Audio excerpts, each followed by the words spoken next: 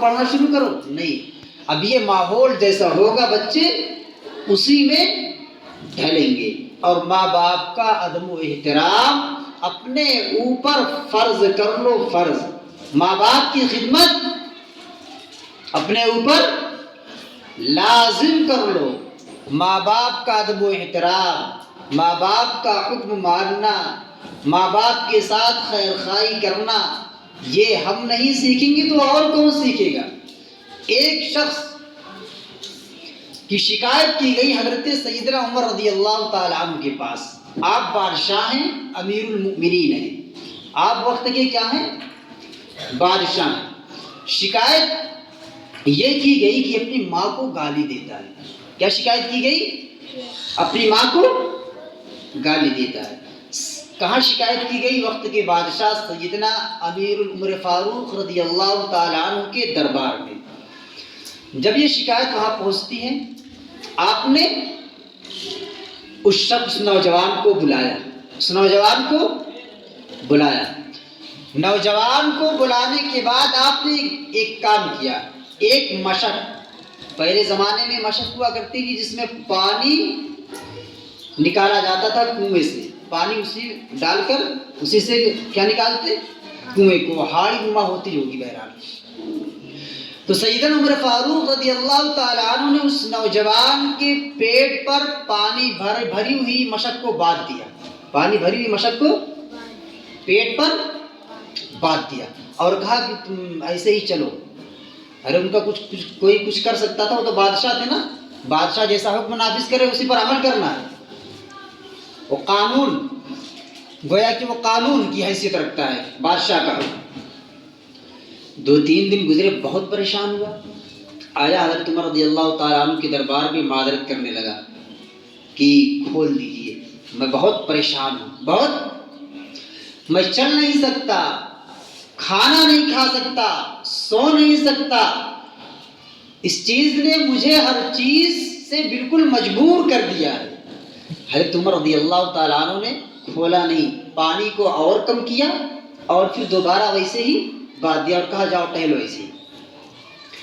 کچھ دن کے بعد 1-2 دن گزرا، پھر وہ شخص اپنی ماں کو لے کر آیا، ماں کو لے کر آیا اور کہہ رہا ہے کہ اے ماں، آپ عمر فاروق رضی اللہ تعالیٰ عنہ سے میری سفارش کریں تاکہ یہ کھول دیں، میں بہت پریشانی کے عالم میں ہوں، میں چل پھر نہیں سکتا اس مصیبت میں۔ سیدنا عمر فاروق رضی اللہ تعالیٰ عنہ نے کہا کہ ہاں دیکھو، جب تم اس مشق میں بھرے ہوئے پانی کو اپنے پیٹ کر باندھ کر نہیں چل سکتے تو ذرا یہ سوچو، وہ ماں جو 9 مہینے اپنے پیٹ میں تمہیں رکھ کر چلا کرتی تھی، آج تم اسی کو گالی دے رہے ہو۔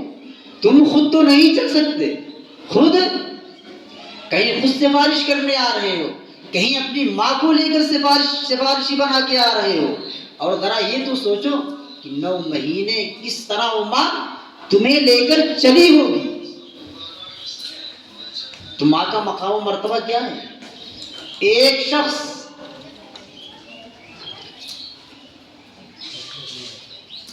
حج کرنے کے لیے آیا بغداد سے کہاں آیا؟ مکہ، حج کرنے کے لیے، اور ماں بوڑھی تھی، ضعیفہ تھی، چلنے پھرنے سے قاصر تھی۔ اپنی ماں کو کندھے پر بٹھلا کر حرم میں آیا اور کندھے پر بٹھلا کر حرم کا طواف کروایا، اور پھر غالباً حضرت عمر ہی رضی اللہ تعالیٰ عنہ کے دربار میں پہنچا اور یہ کہا، امیر المؤمنین آپ بتلائیں کہ میری ماں تھی، یہ ضعیفہ تھی، چلنے پھرنے سے قاصر تھی، بول نہیں سکتی تھی، میں نے اپنی ماں کو اپنے کندھے پر بٹھلا کر بغداد سے پیدل چل کر میں مکہ آیا، اور مکے میں نے خانہ کعبہ کا طواف اپنی ماں کو اپنے کندھے پر بٹھلا کے کروایا۔ اے امیر المومنین، آپ یہ تو بتلائیے، کیا میں نے اپنی ماں کے دودھ کا حق ادا کر دیا؟ اپنی ماں کے، ارے بچہ چھوٹا ہوتا دودھ پیتا ہے کہ نہیں؟ سب نے اپنی ماں کا دودھ پیا، تو کیا کہا، کیا میں نے اپنی ماں کے دودھ کا حق ادا کر دیا؟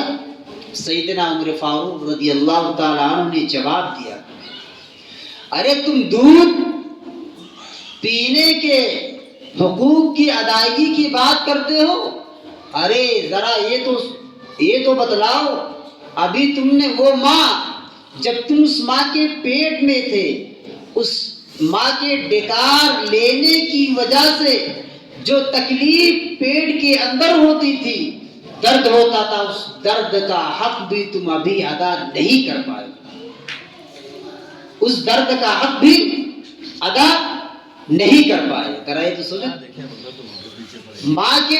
ماں کو کندھے پر بٹھلا کر کہاں کا طواف کروایا؟ خانہ کعبہ کا، بیت اللہ کا، اللہ کے گھر کا، جو دنیا کے اندر پوری سب سے معزز اور محترم گھر خانہ کعبہ کا، کندھے پر بٹھلا کر اپنی ماں کو طواف کروایا، اور پھر کیا کہہ رہا، کیا میں نے اپنی ماں کے دودھ کا حق ادا کر دیا؟ ادھر سے جواب آیا، کیا ابھی تو ایک ڈکار آنے کی وجہ سے جو تکلیف پیدا ہوئی، اس تکلیف کا حق بھی ادا نہیں ہوا۔ ذرا سوچو کیا مقام و مرتبہ ہے۔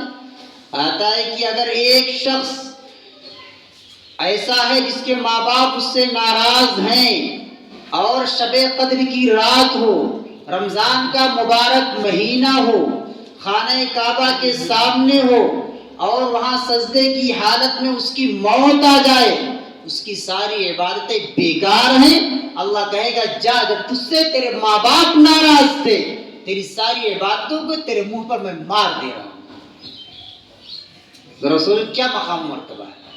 لیلۃ القدر کی رات ہو، سب سے بابرکت رات، پھر رمضان المبارک کا مبارک مہینہ ہو، کتنا بابرکت اور عظمت والا مہینہ ہے، اور پھر وہ شخص کہاں ہو؟ خانہ کعبہ کے سامنے، خانہ کعبہ کے اندر ہو، اور وہاں نماز پڑھتے ہوئے سجدے کی حالت میں اس کا انتقال ہو جائے، ماں باپ ناراض ہوں، تو اللہ کیا کہے گا؟ تیرا نہ حج قبول ہے، نہ تیری نماز قبول ہے، نہ تیرا روزہ قبول ہے، نہ تیری زکوٰۃ قبول ہے، ساری تیری عبادتوں کو تیرے منہ پر مار دیا جائے گا۔ تو یہ مقام مرتبہ ہے والدین کا، رضا ربی و رضا الوالد، کہ اگر باپ راضی ہے تو اللہ راضی ہے، اگر باپ ناراض ہے تو اللہ بھی ناراض ہے۔ اس وجہ سے ہم اپنے ماں باپ کی قدر کریں، ماں باپ کے مقام و مرتبہ کو پہچانیں۔ ہم چھوٹے ہیں تب بھی ہم پر حق ہے، ہم بڑے ہو جائیں تب بھی ہم پر حق ہے، ہماری شادی ہو جائے پھر بھی ماں باپ کا اتنا ہی حق ہے، ماں باپ کا اتنا ہی حق ہے۔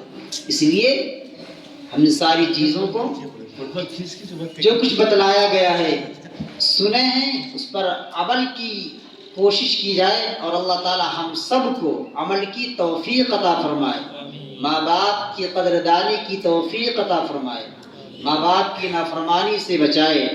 اللہ تعالی ہم سب کو اپنے مقدس گھر یعنی خانہ کعبہ کی زیارت نصیب فرمائے، اپنے گھر کا طواف اللہ نصیب فرمائے، آمین۔